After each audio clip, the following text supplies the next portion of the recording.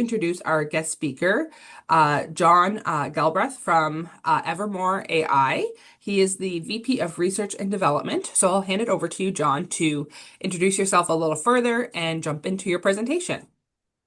Thanks, Ashley. I appreciate it. Hello, everyone. My name is John Galbraith, and I am coming to you from rural Southern Ontario right now. I am the R&D lead at Evormore AI, and we do a lot of work across critical industries. So agri-food, advanced manufacturing, construction, and mining. And Maggie, you did a great segue for me today about this idea that so many operators, so many businesses across our critical industries in Canada have a ton of data, yet we're kind of at a point of analysis paralysis as to how to activate that data, how to unify that data, how to really make data-informed decisions on our farms, at our businesses, and that sort of thing. So I'm going to jump right in here. Let me get my screen share going.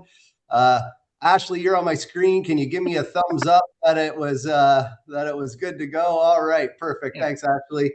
Let me get that screen out of here so you can see the presentation. So today, guys, we don't have a ton of time together to really dive into the minutia and everything AI. So we're going to keep our conversation at kind of a high level and talk about AI strategy. And whenever you hear me speak and whenever I talk to leaders from a strategy perspective, I'm always talking from a really Canadian perspective. And Evormore, my business partners and I built Evormore on three premises, and we exist for those same three reasons. And the first one is buying AI is easy. Okay, anyone can go out and get a ChatGPT license. But that only lives on your income statement. Okay, that's only a cost to your business. Why Evormore exists? Oh, sorry, was there a question there? I don't Okay. think so. Just a reminder, if you can mute yourself as well if you're not speaking. We do have our new intern managing some of the hosting capabilities, so she'll do her best to try and manage this. But if you can try to stay on mute unless you're asking a question, please. Thank you. Awesome. Thanks, Ashley. So buying AI is easy. Investing in AI is strategic. As businesses, we want to build assets on our balance sheet, but buying AI really only lives on our income statement. It's a cost to our business. So how do we position AI? How do we frame AI as an asset that we own? How do we build it as an appreciating, compounding, value building asset on our balance sheet? So that's the reason number one why Evormore exists. The second reason is businesses, operators, farms, we should have self-determination over our data operations. We've spent the last 40 years buying software, and we're finding ourselves in a situation where we've kind of shopped out our data operations. And now we're finding there's some friction there with some of these software vendors, where even in some cases, we're being charged to activate our data that lives in their cloud. So even though we've entered these agreements saying, oh yeah, don't worry, it's your data, but I really, Evormore really questions that premise of, is it our data? Can we create reports? Can we unify it? Can we activate it with AI? And the third premise that drives Evormore on a day-to-day basis is that businesses in the age of AI, the best thing that we can do is set ourselves up for adaptability. It's way too early to choose a winner. You know what I mean? The way we're buying AI right now is that first thing you have to do is make this incredible investment into a vendor, right? So we're being forced almost to pick a winner. And that's not going to lend itself to adaptability in the future. We don't know what AI is going to look like in 6 months. We don't know what it'll taste like and smell like, what the experience will be like. So we have to set ourselves up to really adapt with the future of AI and figure out how it applies to our data operations, how it applies to us as an operation, and then again, how we can activate that. So let's jump in. So what is happening with AI right now, and especially like the landscape as it applies to Canadian agriculture? Okay, and my slide here says that the landscape has shifted, but I think that it continues to shift, and the landscape is always shifting. So what are the things that we really need to pay attention to? First of all, exploding costs. SaaS subscriptions will never go down, and the addition of AI into your SaaS subscriptions is only going to increase those costs. In the past couple weeks, if you're getting any AI news from LinkedIn, we hear about the great token rug pull that's happening right now, and the speculation that token costs, and that's how we're charged for AI. Every time we make a call to AI, it generates tokens, or it costs us tokens, I should say, and the cost of those tokens should 3x or 5x by the end of this summer. So we're trying to buy in at the low point and create capabilities at the low point. And everything, all the indicators are suggesting that these costs are going to explode and they're going to increase rapidly and compound, almost making it unsustainable. And to a lot of the people in Silicon Valley who are going back to hire humans because it's cheaper than AI.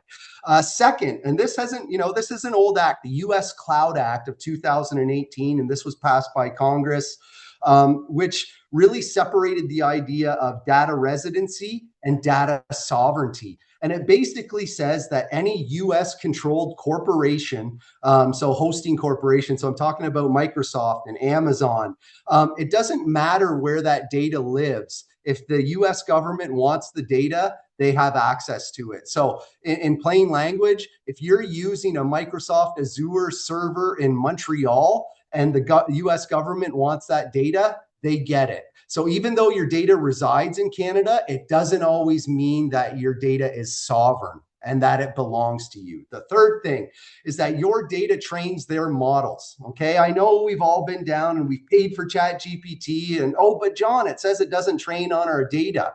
If you really peel back the onion on those terms of service, they own, or you own your inputs into the AI. So the prompt that you put in and the data you upload, you own that, and you own that relative output of the AI.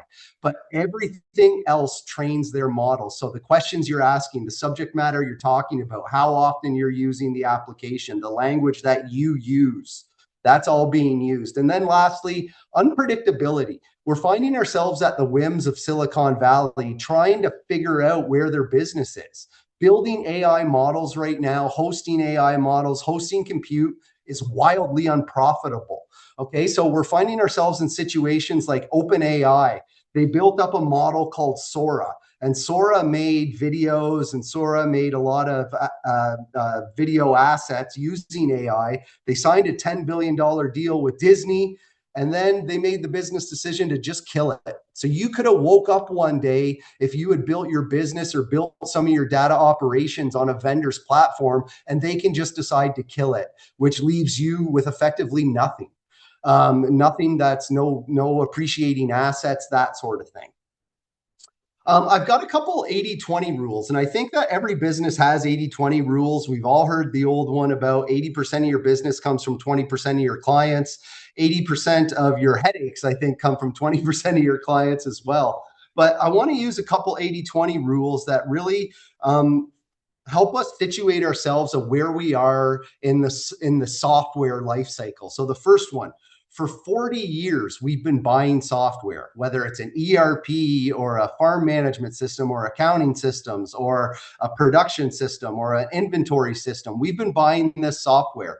And it's done an amazing job at shoring up 80% of our business. Like batting 1,000, this is automated and streamlined all the things that are similar about our businesses. Finance, purchasing, inventory, payroll, the things that are replaceable and that we all do the same. But for those same 40 years, the really hard stuff has been solved by humans, and it's been solved by humans with spreadsheets. And if we look at that 80-20 rule, the 20%, the human algorithms and the spreadsheet databases, that's the AI opportunity. We don't need to touch this 80%. Right? That's shored up. That's as good as it's going to get. It's that 20% that really encompasses the AI opportunity for your business. So how are you unlocking your people from their spreadsheets? How are you operationalizing the spreadsheets and their tacit knowledge into processes that are operationalizable, so that we don't have single points of failure? If Janice goes off on vacation, the work can still get done. The other 80-20 rule that we employ is that 80% of the time, you are only using 20% of the software that you buy. Okay? So that means the rest of it is shelfware. So we're paying for all these features that oftentimes we aren't using. Okay, so just to kind of see, again, this was really just to understand where we're at in the software life cycle as it applies to what we've been doing for the past 40 years, going to the cloud, software as a service, all these different things, and kind of what's changed and where the AI opportunity lies within that. Organizationally, I work with leaders. We've trained thousands of manufacturing staff from coast to coast on 0 to 1 AI adoption, like how to go from spreadsheet to AI enabled. And I've talked to a lot of leaders through those experiences, and most leaders I talk to kind of have this ham-fisted policy of, hey, we bought everyone ChatGPT, but don't use it on company data. Well, I believe that kind of strategy significantly misunderstands the AI opportunity. And what we find when we're training folks, and even if they're able to create a really good proof of concept using AI in some of our training experiences, that it usually dies on the vine if leadership doesn't have a clearly articulated North Star for AI. And these North Stars, it doesn't have to be really detailed, but the challenge to business leaders that I give the challenge to business leaders is start with thinking about what would you build in your business if you had unlimited intelligence on tap. Approach this question with a great deal of abundance, okay? AI has been positioned to us about doing more with less. And the way that translates over to your employees and to your teammates is that they're working themselves out of a job. Okay, so your North Star really should build abundance. And I'm not naive to the fact that there could be headcount reductions in certain roles, but I'm talking about the long tail of this, of what roles will exist after when we unlock humans from tasks and are able to point them at decision making and higher value activities at our business. So that's one thing. So if you're trying to create an AI strategy for your business, try to just start with that clearly articulated North Star. Okay. And the second things that it takes for organizational success are time, team, and commitment. Or sorry, time, team, and tenacity, excuse me. And time, really as a business leader, that's all you're investing in at this point, is giving your people time to be thoughtful, to understand where the friction points are your business, the non-value added activities, to be able to scope out an AI project and try and build a proof of concept. And that's really the only way that you're going to be able to understand if AI is going to work for your business. Second, AI is a team sport. AI isn't a single player methodology. AI is really that kind of multiplayer. How are we operationalizing things? How are we moving the needle? So I talk to a lot of leaders who say, John, we bought everyone ChatGPT, but we're not seeing the return on investment. And that's because just getting everyone ChatGPT is really a single player strategy. Okay, so if you get everyone ChatGPT, that your employees are able to maybe automate their desks. They can write emails faster. They can prepare reports faster. They can do slide decks faster. But those returns never trickle up. You know what I mean? So that no employee that I've ever employed has ever finished their work and ran back to me and said, hey, John, I got more work done. Give me more. Right? So we never really see those returns. Those returns on investment of buying ChatGPT really live at your employee desks and they get the returns. And the last thing is tenacity. At Evormore, we firmly believe that your solution builders of the future already work for you. It's just their toolbox is empty. For many, many years, they've thought of a solution and they've ran over to their toolbox and they've opened it up and there's just been a big green X staring back at them. It's just been Excel. So really this kind of tenacity comes from filling up their toolbox with new tools, new AI-enabled tools that they can build your solutions out. So I'm talking about the people that feel the pain every day. They feel the pain of your clunky process, your network of spreadsheets. They're the ones who author the spreadsheets, and they're the ones who intimately understand the questions that your business is trying to answer, the questions that you need answered on an hourly basis, a daily basis, a monthly basis. And when those people understand and they feel the pain, and then they're given new tools that help them operationalize and build out those solutions, that's when their tenacity really pays dividends to your business. So just a quick overview of what it takes to be successful with AI as an organization. And guys, I can't stress enough that it really starts at the top. It starts with leadership, and it starts with a clearly articulated AI North Star. And your North Star simply could be that I want to unlock my people from tasks, and I want that on $1 tasks, and I want them focused on $5 decisions or $10 strategies or $20 opportunities, right? Because those are the things that humans will have, that leverage the things humans have that AI will never have. And that's lived experience, perspective, and intuition.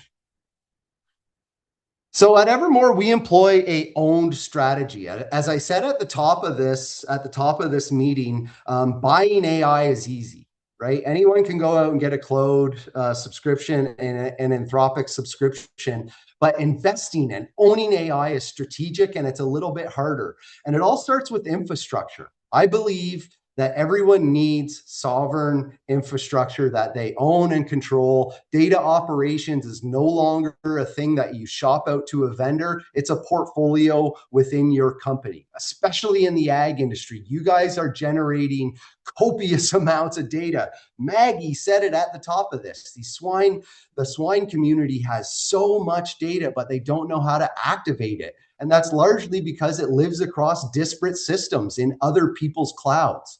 Every piece of software that you guys have ever used is underpinned by an SQL database. And that's really step one, is setting up your own server that you own, that you control, that lives on your balance sheet, and an SQL database where you can start to unify all of the data from across all of your systems, from across all of your data capture strategies, whether that's robots or sensors or humans or any of that stuff, and bring it into your own infrastructure. The next layer is software, and software pointed at this SQL database so you can activate that data and that you can run AI. So software comes with a bit of, we leverage open source because, again, we don't believe that you should be forced to make a huge purchase decision at the start of your journey. So we leverage open source to really remove that cost barrier to getting started. We want to support rapid iteration, rapid experimentation. And when we're using free and open source tools, that's pretty easy. We can install that right on your server, right beside your SQL database. We can plug into locally hosted, sovereign, non-training, private, secure AI endpoints, so that you're able to really activate in an environment that you own, and you can have the peace of mind knowing that this is a sovereign, private, secure infrastructure owned by your business. So infrastructure and software are the first two pieces. And like I said, people are going to be the things that unlock AI, that unlock your data at your business. And investing in those people and kind of supporting them through this strategy is really involved in training, managed experiments, and focused on real business cases for real business adoption in AI. Guys, my personal opinion is that AI has little to do with technology. AI has even less to do with products. We're not waiting for anything to be invented. If Silicon Valley were to slip into the ocean, we'd be good for generations with all the things that we've already built. Where we find ourselves today is we're in a learning gap. We don't understand the tools that we have in front of us. So it's really a time to stop and be thoughtful and learn the new tools. And that's going to be done by your people. And that's going to be done through managed training, managed experiments that really show you how to activate AI at your business. I'm just going to do a quick time check. You guys give me enough time, I'll talk about this stuff forever. So I'm being mindful here, Ashley, I promise. So when we get all of this kind of sovereign AI platform using that own strategy set up, then we have to figure out how to unify your data. And like I said, farms produce more data than a lot of businesses in Canada. We have equipment telematics, we have soil and lab data, historical crop records. There's tons of grain buying portals. There's the Chicago Board of Trade, your futures price, your basis points. There's government reports. There's a lot of historical data that's available through our provincial and federal governments. And the thing I love about farming is that every factory is different because the environment's different. There's tons of weather information. There's tons of environmental factors that really affect our business and affect our crop years and affect our bottom lines. So the kind of idea here is that the data capture strategies stay the same. We just have to figure out how to bring that data into that unified platform that we've created, that owned platform, and then we just need to point our AI at one place. Okay, one source of truth for your operations. All of your AI, all of your private, secure, non-training AI are fine-tuned to your data. That's maybe worded a little wrong because the models don't necessarily train on your data. We fine-tune them to understand your data. Operators, businesses retain full ownership, and we aren't exposing ourselves to any of that data residency, data sovereignty kind of issues and some of those finer details. And what I say to most manufacturers, and this is a bad slide, I've got some formatting issues here, is that you wouldn't let a supplier own any other capability in your business. You wouldn't let, if you were a fab shop, you wouldn't let another supplier own your TIG welding. It's more valuable to you if you own it, if your TIG welding was the number one thing that you did.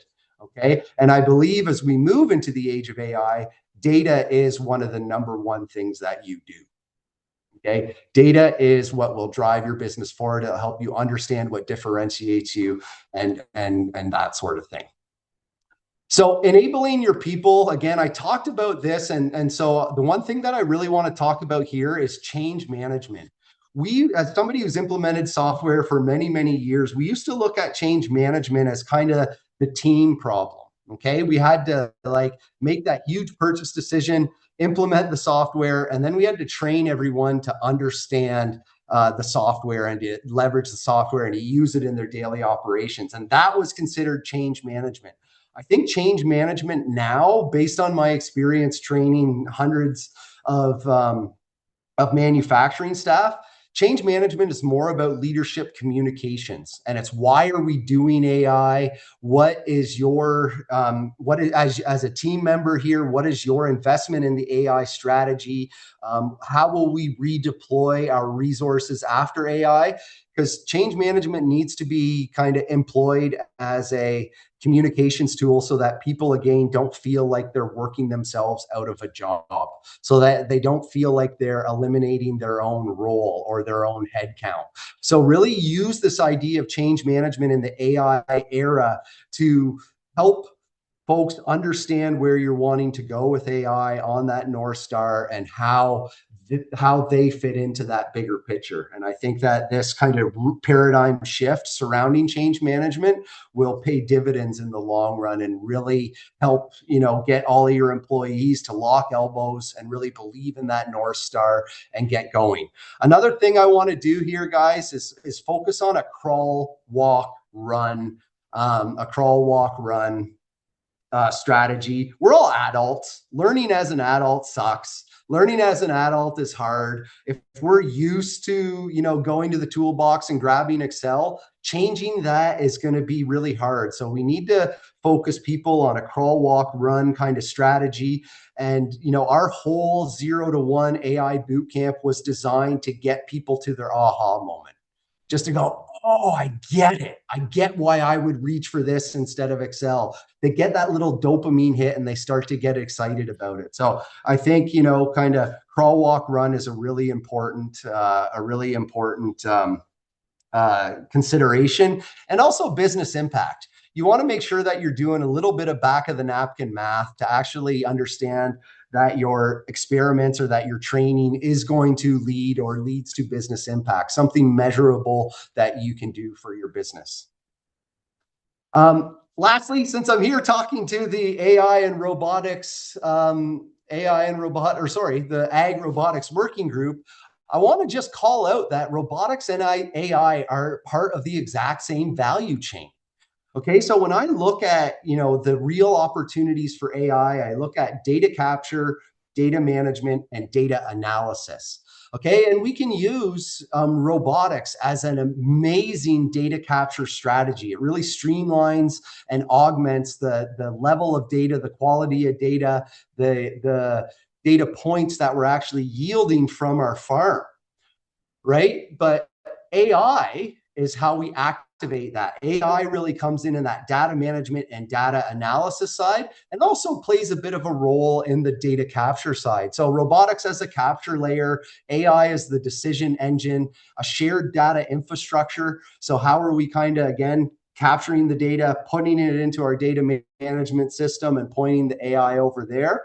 And guys, we are big proponents of human in the loop AI. That means whether you're running agents or whether you're running, chat AI or traditional AI analysis, that AI really should only augment your decision making.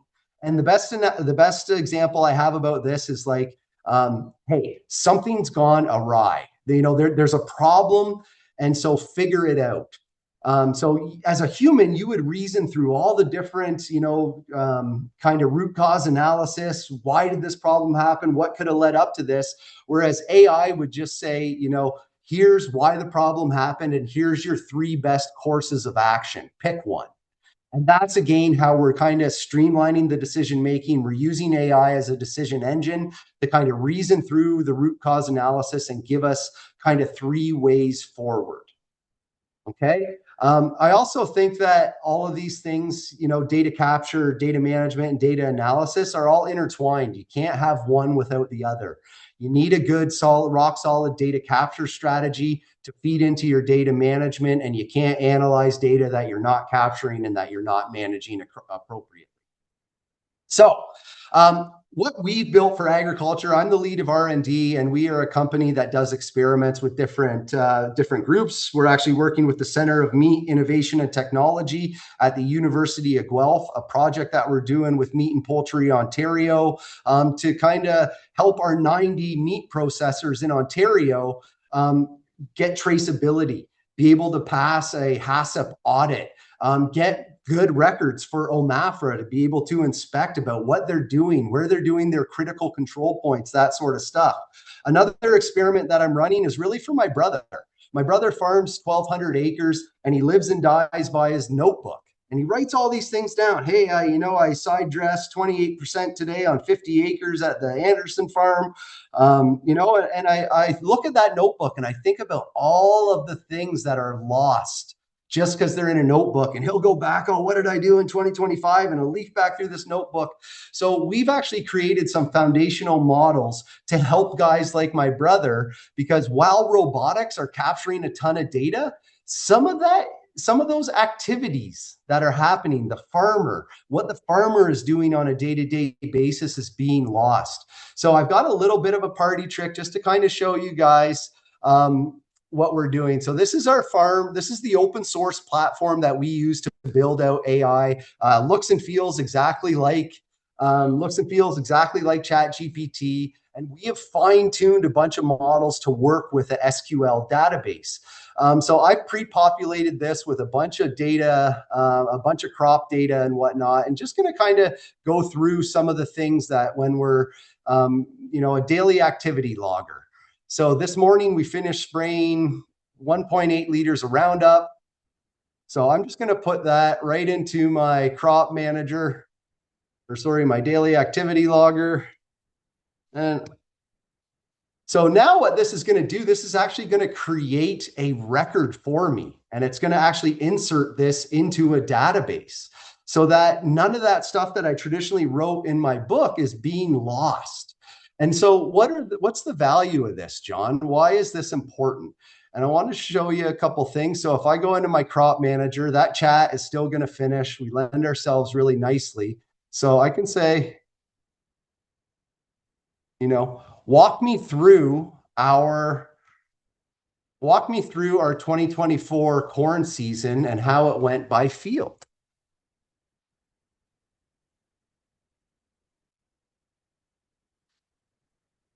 So while we're doing this, here it is. So, okay, so we don't have any seeding details, but it knows where I planted corn. So I think I'd need to fine tune this one a little bit more to get a really good result. Let's look at the farm dashboard, and I'm going to say, give me the.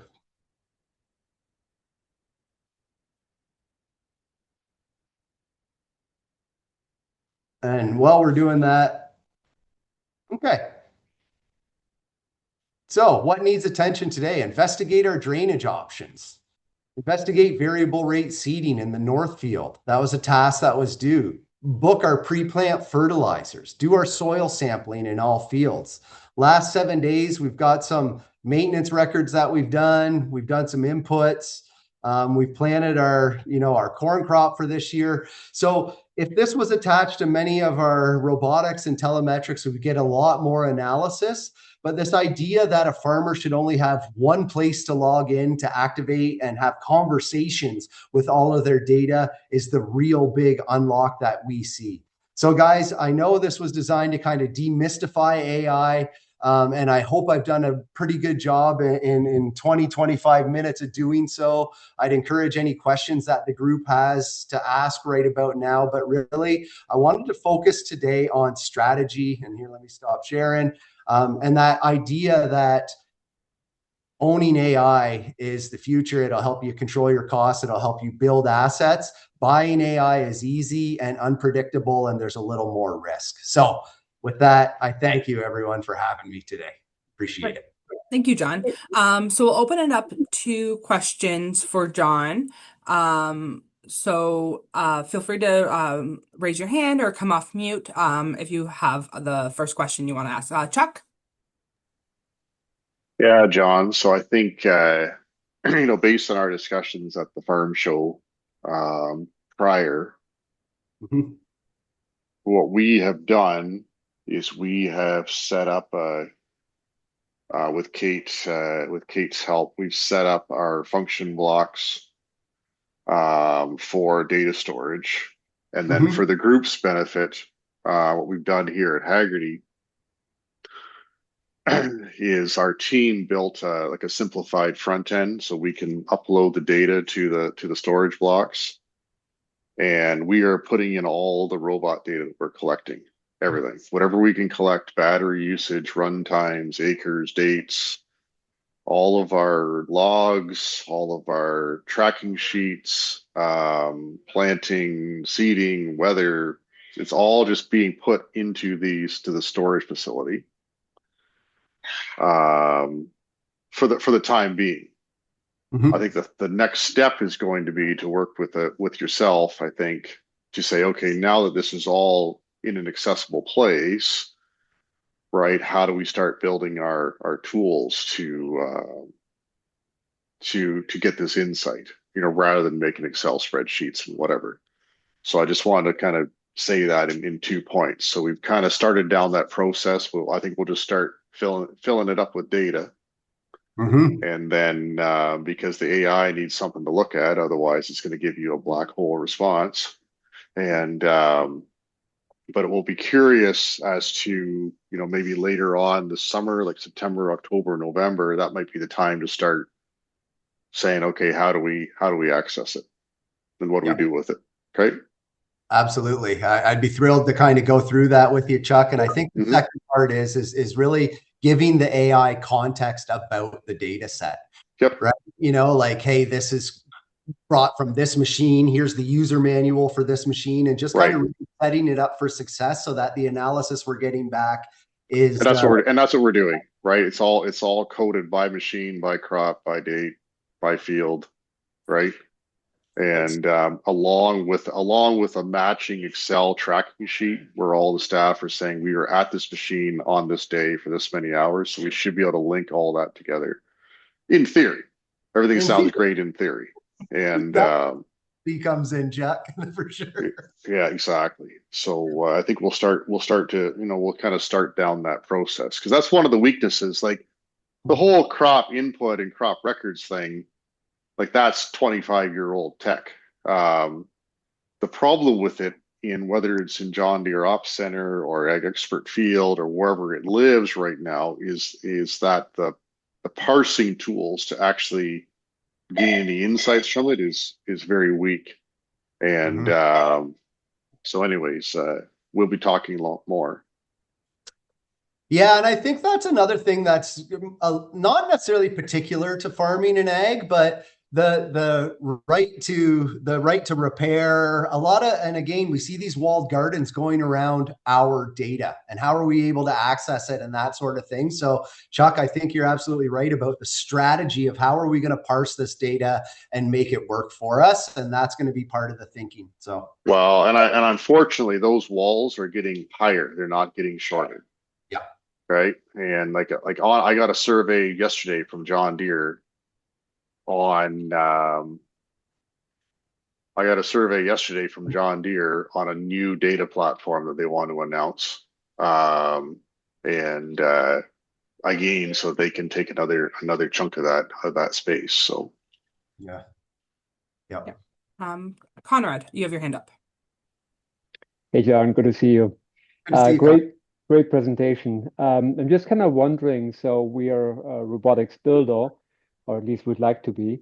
And the question is, of course, and I fully agree that the data should be residing with the farmers, the growers, then they need to know this. But of course, we are also very much interested in it as a machine builder because we would like to know how well does our systems work, how well do they perform, and then of course getting cross references from different farms, from different applications, basically that we can actually then make that valuable to other farmers or growers as well.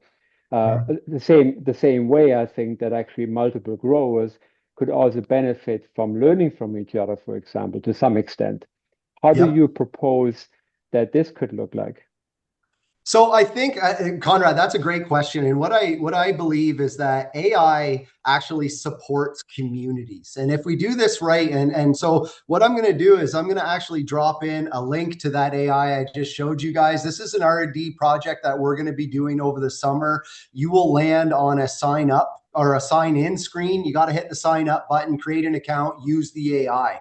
And Conrad, what I think about that is when somebody goes to a community-based AI platform like this, there is no reason why they shouldn't be able to access a Connexio model, right? That says, here's the products we build, and here's some of the benchmarks that we found from Southern Ontario, from Southern Manitoba, from Southern, and that model can live in several instances of an AI, right? So it's kind of like you get to distribute your data to farmers in a more streamlined way, in a more repeatable way, in a way that they can just talk to Connexio conversationally and actually kind of get that benchmark data from wherever they're kind of accessing the data. So for you, it becomes more about distribution of your models.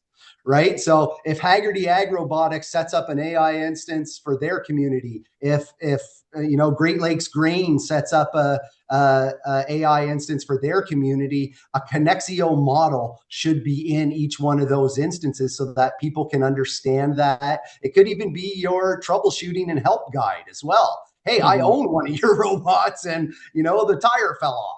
Like, what do I do? So, like, there's lots of things, there's lots of ways that we can serve the community by way of AI models. It's my personal belief that in 2 years, we'll never visit websites anymore, guys. We will talk to models. And I think that is the rapid change, and I think it'll happen pretty fast. So I would work with you to kind of create a model. Here's all of the models of robots we build. Here's our benchmarking data. Now, how do we get that out to the community when they're maybe comparing robots, or they're buying a robot, or they want to see how Connexio will work in their geographic jurisdiction? Chuck? Well, and I think to try to kind of build on that, the idea of why we set up this or started to set up this is that it would be open to others to use, and kind of so basically, Conrad would have his own, secure storage, whatever, and if he chooses to share certain things with the community, he can. And then when we can do the same with ours, the idea of this is that it would be to start to form this community all located, but not located on Microsoft and not located on Google, located on our own secure, national or sovereign, whatever term you want to use, storage facility. And but that would be the idea. The same thing is like we're going through the use cases, the support calls, the what ifs, the what do you do if this happens, all that kind of stuff. The idea of all of that will be on the same platform to be searched. David? Yeah, great presentation, John. I really like your focus. One take-home message I'm getting is don't take shortcuts, especially when you don't understand how the shortcut works. And I think the big players are selling us shortcuts because we're lazy, or we don't understand it, and we're like, oh, I can pick a winner in 2 minutes just by a ChatGPT. Um, so that's great. But what it really means is that we need to play and learn, as you said, and it takes time. So can you please talk about where and how to go play and learn? Because in the end, it comes down to the end users being smart enough to know better and to know how to use even basic tools in-house versus just pushing a button and farming it out to, Google. So how Yes. do we play in recommendations on how to play and learn? So first of all, playing and learning. So identifying opportunities that are going to be more successful because they are relevant to your workforce. Okay, I believe that any learning experience is going to be something that the person has a vested interest in. So what we do in manufacturing, David, is we use lean manufacturing. And without getting into big theory about lean manufacturing, there's value added activities, the things that your customers pay you for, and there's non-value added activities, the things that your customers don't pay you for. So what we do when we're looking for an experiment, we look for non-value added activities. And usually when we find a non-value added activity, we find a person with a spreadsheet. Okay. And so that's really a good, because that's really relative to them. That's something that the process that they understand intimately. And so how do we build that into AI? The second part, and I think a lot of the things about like compliance, what tools are we using to make sure that our learning is safe, secure, and private? That's a different conversation and takes a little bit of effort. Obviously, we at Evormore provide those sorts of instances where we spin up a server in Cambridge or Montreal. We install the software for you, but we can also kind of do supported. And we're not the only guy. We're not a unicorn. There's lots of organizations that can help you set this up. Your University of Guelph, we can even, you can run AI locally.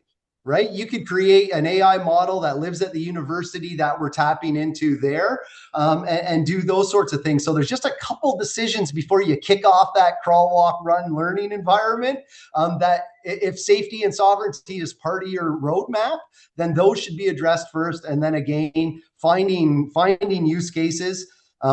It becomes the easy part. We kind of laugh because somebody said to me, we do a demo day at the end of every boot camp where people show off the things that they've built. And I had a person a couple weeks ago say, just feel like a hammer now, a hammer looking for nails. Because once they get the pattern about building an AI model out of their spreadsheet or out of their tacit knowledge, it becomes a superpower for some people that are geeky like me. But it's not for everyone. But when they do, they're like, oh, now I feel like a hammer looking for nails. So it can really start to snowball there pretty effectively after you get that first experiment done. And then the organization only has to make that safety, privacy, compliance decision once. Right? And then you're just like, okay, guys, run, experiment, break through walls, innovate. And then you're only investing in time. And time for your people to figure this stuff out. So I hope that answered your question, David. Are there any other questions or thoughts for John? Archer, sorry, you don't have your full name there. If you want to go next. Yeah, thanks. It's Ainsley. Okay. And I know how to fix that. Talk about limitations on technology. I really appreciate your presentation, John. And I was trying to think how I really like your approach, because I think there's a couple concerns that I have always had about how we integrate and start to be fully functional in the AI space, and that crawl, walk, run model, I think, is very helpful. I did want to have a question about where do you see, in your experience, the balance between helping people to master what they do now so they're doing it well versus having that synergistic effect after they get that aha moment, so that it's actually about new functionality. If you want to think about it this way, moving from doing the knowns well to actually reducing the and capturing more territory, so that there's fewer unknowns with respect to people's ability to operate. Like, for example, you said moving that from the guy with the spreadsheet that's not actually adding value. Mm-hmm. So I think that comes largely, again, from that clearly articulated North Star of what the business want, what new opportunities does the business want as a result from not AI, but from unlocking their humans. Okay, so I think that there is a bit of a gap there. Okay, now I've automated my tasks with AI, so now I have more time, I have more bandwidth, I have more thoughtfulness. But I think that doesn't require computers, that doesn't require AI. I think that requires that kind of question of what would you build if you had unlimited intelligence on tap? And those are more philosophical. I think those are more business to business. But I think that if you're successful at getting to the aha moment, including those voices into that conversation is going to be the unlock, because your people may have a good idea what new opportunities that maybe we don't see from the CEO's office, or different things that we could do, or different initiatives that we could employ. But I think that that's going to be more on a case by case basis. I don't think there's kind of one size fits all. But I think that it will be an evolution at the company level. But it doesn't have to mean everything either. It doesn't have to mean kind of new opportunities, new everything. It could just be better products. Let's do the things that we are doing now. So maybe it's moving your investments from tasks to more QA, to more customer follow-ups, to more kind of conversations with your customers. So it all depends on what the kind of values and the goals and the desires of the business are. I know that's, Ainsley, I know that's kind of a fuzzy answer, but I hope it kind of gives you direction on where I was going there. Thanks, John. David, you have your hand up again?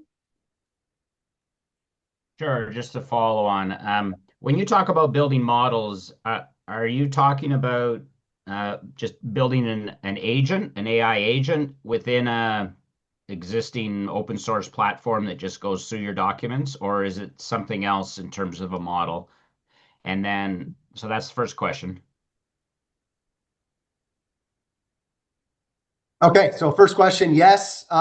So when we build, there's two things. So let's take Center for Media Innovation and Technology, for example. They came to us with 3 problems. It's incredibly hard to train a sausage maker. There's so much IP, there's so many recipes, and then there's HACCP, our federal regulations. The second thing is that when we train a good sausage maker, we still don't have traceability, because these guys have big yellow gloves on. They're not writing things down when they take a temperature. It's not getting logged. It lives in a spreadsheet somewhere, all that stuff. And the third thing was there's so much IP that we can't give it to enterprise AI. We're just too scared. We don't know if the recipes will be vulnerable. So what we did is we fine-tuned a model with the standard operating procedure of how to execute on a recipe. So that was just kind of the process. And then we attached it to a database that housed all the recipes and all the HACCP regulations, the critical control points, and all that sort of stuff. And we fine-tuned an open source model. So this was a model from Qwen, from ChatGPT, that sort of stuff. And it's a model that we host. So part of this process is building a Python tool. So I'm getting a little technical, David, but so we build a tool that the model uses to interact with all the data, that understands when to do things and when to do things right. So it's not the tool will go through an agentic workflow, but it's not necessarily an autonomous agent that does things without you. It's an agent that supports the user, that goes out, comes back, asks a question, goes out, comes back, and asks a question. So we're relying more on the fine-tuned AI model to go through the standard operating procedure of executing on the recipe and passively capturing the data. How do we remove hallucinations from that? It's the Python tool. So the AI doesn't necessarily compute all the data, it just calls the tool. So this runs 100% of the time the exact same way. So we've tried to balance that. So what I'm talking about is if an autonomous agent is needed, let's build that. If it's a human in the loop, agentic workflow that's needed, let's build that. The thing I said at the top of the call was you need adaptability. And when we have adaptability built into our business, we can make those decisions. We don't have to pick a platform, we pick a tool in our toolbox. And that's usually an open source thing. So in open source, if we were building an agent, we'd use Paperclip or N8N. If we were building an assistant, that's a human augmented agent, we would use Open Web UI. So we have that optionality. So it's not just kind of one strategy. It's many strategies that give us different things that we can do. Perfect. I know we're coming to the end of it. Thank you so much. This is a thrill. I always love getting questions. You guys can tell I get really jazzed up about this stuff. So I appreciate your engagement today. Thanks, Ashley. Thank you so much. Perfect. Thank you again, John, for coming to one of our calls and sharing as well. We've had a couple of requests. If you can drop your email in the chat as well for people to reach out to you directly, that would be great. And then anybody who wants to can connect with John after this as well. Also, Eric dropped a couple good resources in the chat as well on right to repair, and I think about setting KPIs with AI as well. So feel free to look at those resources as well. So I did want to take a minute to introduce another new member. Andrew, did you want to jump on and explain who you are and what you're hoping to get out of this group as well? Yeah, sure. Thank you so much for the introduction, Ashley. Yeah, my name's Andrew. I'm the founder and CEO of Rootline Robotics, a recent Cornell alum. With me, I also have Natalia Kurtz, who is a biological engineer at Cornell. Together, we're building a startup. And thank you for the presentation, John. We really enjoyed it. I actually used to join these calls 2 years ago when I worked for Vivid Machine, so it's great to see some of you again. But we're building an autonomous robot for electric weeding in orchards and vineyards. And we recently just won the USANR Farmer Box Challenge, where we got a $50,000 investment from Reservoir to continue building it. So we're looking to expand our technical team, connect with amazing people like you, looking for fundraising as well. So if anyone's interested in helping us build this out, we'd love to connect. And very interested to continue meeting you all through these meetings throughout the rest of the year. So thank you. Perfect. Thank you for that introduction. Congrats on getting that to expand your company as well. If you have any specific positions you're looking for, we have a job board on our AgRobotics Working Group too. So feel free to reach out to me over email and we can help you with that. But yeah, if there's anybody who wants to reach out to Andrew, he's also dropped his email in the chat too. So feel free to reach out after this meeting. Thank you so much. Pleasure to meet you all. Okay, perfect. Thank you. Any other final thoughts before we wrap it up for this week?